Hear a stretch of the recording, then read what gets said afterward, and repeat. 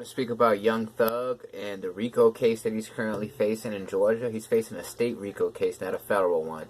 And yeah, man, it's punishable by up to 5 to 20 years in prison. 20 years is the maximum, and he's also facing participation in a criminal street gang, which also faces up to 20 years.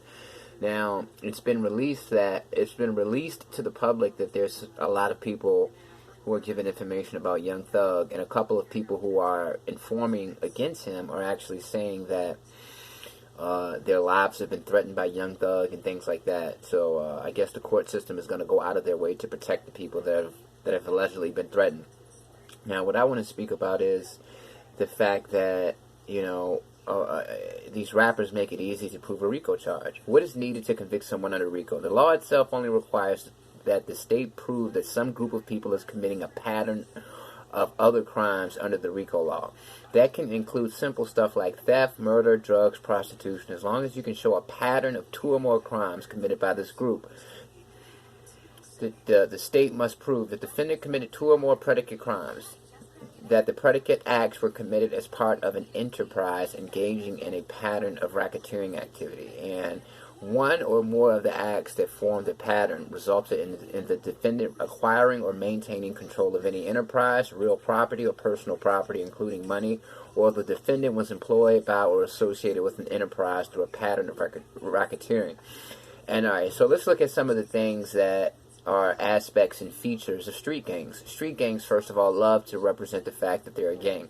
The members will put the name of their gang in their social media handles, the name of their block, the name of their street, whatever, the name of their clique, the acronym for it, and they basically rap about it. If they're rappers, they rap about their gang affiliation, they post members of their gang, and basically all you're doing is showing evidence that you are a part of a criminal enterprise. Now that that's been proven easily, all they have to do now is prove that you've engaged in a pattern of 2 or more crimes. Now, Young Thug has been investigated since 2012 for 10 years. So all of the evidence is probably solid.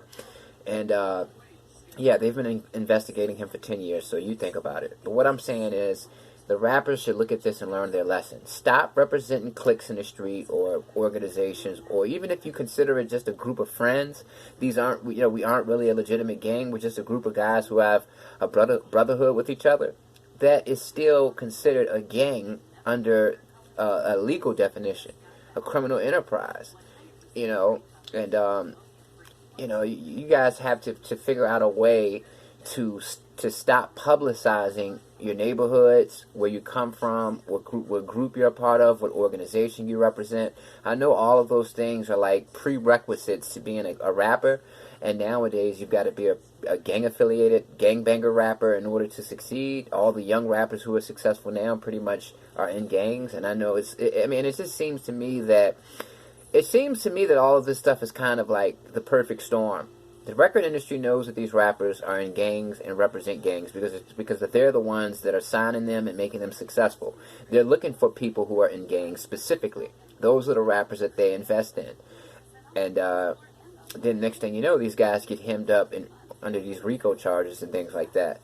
And it's just, how many times does this have to happen for the record industry to change its perspective, to change its goals? Instead of getting guys who are gang affiliated to be rappers, why don't you just focus on people who have skill and talent? But then again, the music industry, I've heard, is a demonic industry, and I guess doing the right thing just doesn't add up on a spreadsheet. The fact is, they don't care what kind of content they sell, what kind of lyrics they sell. They don't care if rap music is providing a negative influence to the youth and encouraging them to gangbang.